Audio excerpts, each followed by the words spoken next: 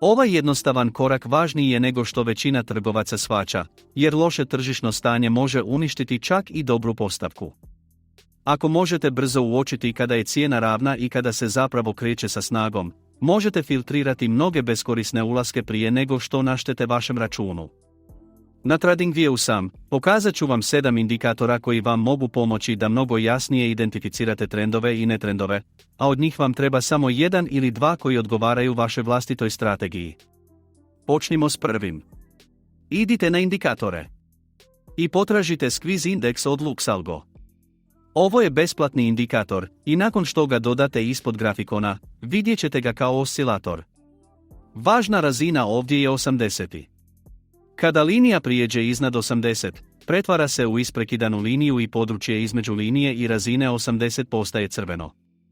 To vam govori da je tržište ravno i da se cijena kreće unutar raspona. Kada se linija vrati natrag ispod 80, postaje narančasta, a to znači da tržište više nije u tom ravnom stanju i da cijena ponovno počinje trendati. Ovaj indikator vam ne govori je li trend uzlazni ili silazni. Govori vam samo je li tržište komprimirano i ravno, ili se kreće sa smjerom. I to je već vrlo korisno, jer mnogi trgovci ne trebaju još jedan signal za ulazak. Trebaju samo filtr da prestanu trgovati na mrtvom tržištu. Sada idemo na drugi. Ponovno otvorite karticu indikatora. Potražite Trend Direction Force Index version 2. Ovo je također oscilator, ali vam daje više smjernih informacija. Vidjet ćete liniju koja se kreće iznad i ispod nule, a također imate dvije isprekidane razine na 12,5 i spojnica 0,05. Kada linija ostane između te dvije razine, postaje siva, a to znači da je tržište ravno. Kada linija prijeđe iznad 12,5, postaje zelena, a to vam govori da je tržište izašlo iz raspona i da cijena raste. Kada linija padne ispod spojnica 0,05, postaje crvena, a to vam govori da je tržište izašlo iz raspona i da cijena pada.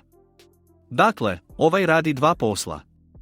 Pomaže vam identificirati kada je tržište ravno, a također vam govori u kojem se smjeru trend kreće nakon što tržište napusti tu ravnu zonu.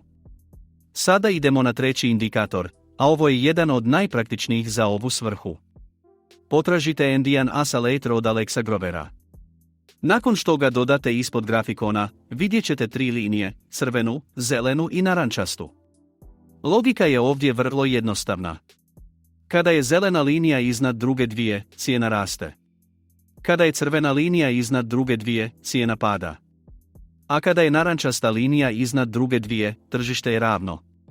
Ta jednostavnost je upravo razlog zašto je ovaj indikator toliko koristan. Ne morate ga previše razmišljati.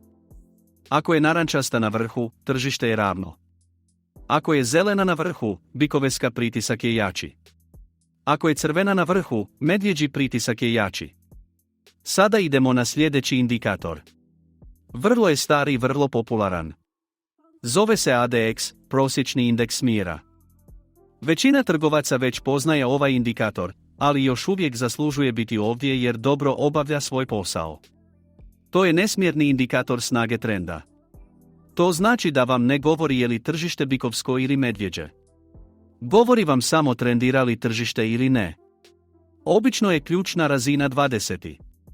Kada je ADX linija ispod 20, smatra se da tržište nema trend ili je u rasponu. Kada prijeđe iznad 20, smatra se da tržište trendira. Dakle, ako vaša strategija već ima način za identifikaciju smjera, ADX i dalje može biti vrlo dobar filtr koji će vam reći je li trend dovoljno jak za trgovanje ili se tržište samo kreće bočno. Sada idemo na sljedeći. Dopustite mi da ponovno otvorim karticu indikatora. Osjećate li da svi oko vas imaju koristi od umjetne inteligencije, ali nemate pojma odakle početi? Nemojte više čekati, počnite danas. Naš besplatni bat za trgovanje jednostavan je za korištenje, pokreće ga umjetna inteligencija i može vam zaraditi do 1% profita svaki dan. Već se pridružilo preko 50.000 članova. Sada kliknite donju poveznicu da biste dobili besplatan pristup. Ovo je vaša prilika da iskoristite snagu umjetne inteligencije i napravite korak prema financijskom poboljšanju. Ime ovog sljedećeg indikatora je Kulutogah histogram. Ovaj je posebno koristan za uočavanje kratkih ravnih faza tijekom povlačenja. Nakon što ga dodate ispod grafikona, vidjet ćete histogram sa zelenim i crvenim stupcima. Način čitanja je vrlo jednostavan. Kada imate istovremeno zelene i crvene stupce, to obično znači da je tržište ravno ili neodlučno. Ali kada imate samo zelene stupce iznad središnje linije, to vam govori da cijena raste. A kada imate samo crvene stupce ispod središnje linije, to vam govori da cijena pada. Dakle, ovaj nije koristan samo za široke uvjete trenda. Također je koristan za čitanje malih pauzi i neurednih povlačenja gdje moment nije čist.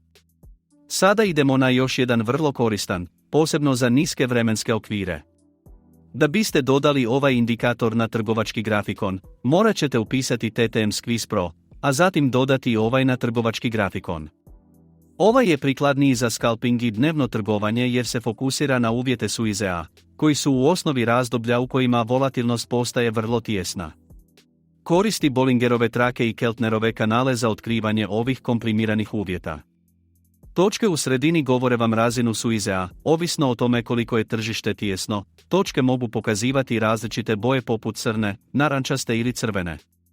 Kada točke postanu zelene, to znači da je tržište izašlo iz Suizea i da se cijena ponovno počinje kretati. Zatim možete koristiti histogram ispod njega za smjer. Ako je histogram iznad središnje linije, cijena se kreće prema gore. Ako je ispod središnje linije, cijena se kreće prema dolje. Dakle, ovaj indikator je vrlo koristan kada vaša strategija ovisi o čekanju kroz kompresiju, a zatim o trgovanju pokreta nakon što se volatilnost vrati. Svakako isprobajte i ovaj. Sada idemo na posljednji, a ovaj radi izravno na grafikonu, što ga vizualno čini vrlo lakim za razumijevanje. Potražite Frama Channel od Big Baluga. Ovo je taj. Dakle, dodajete ga na grafikon. Idite na više, zatim vizualni redoslijed, zatim dovedi ispred, kako bi boje svijeća postale ispravno vidljive. Ovaj indikator crta srednju liniju, gornji pojas i donji pojas. Zatim, ovisno o položaju cijene unutar te strukture, svijeće mijenjaju boju. Kada su svijeće zelene, cijena raste. Kada su svijeće plave, cijena pada. A kada su svijeće sive, tržište se kreće ravno bez jasnog smjera. Dakle, ovo je vrlo vizualni alat. Ne morate čak ni stalno gledati zasebnu ploču. Sam grafikon vam počinje govoriti trendira li cijena ili je tržište mrtvo. I još jedna važna stvar prije nego što primijenite bilo koji od ovih, uvijek pravilno upravljajte svojim rizikom. Čak i ako indikator kaže da tržište trendira, to još uvijek ne jamči da će vaša trgovina uspjeti. Zato držite svoju veličinu pozicije pod kontrolom, postavite svoj stop loss na logično mjesto i nikada ne riskirajte previše na jednoj postavci. To je za ovaj put. Ako imate bilo kakvih pitanja, ostavite ih u komentarima i odgovorit ću što je prije moguće. Ako se još niste pretplatili, pretplatite se na kanal i uključite zvono kako ne biste propustili sljedeće videe. Vidimo se u sljedećem i sretno s vašim trgovanjem.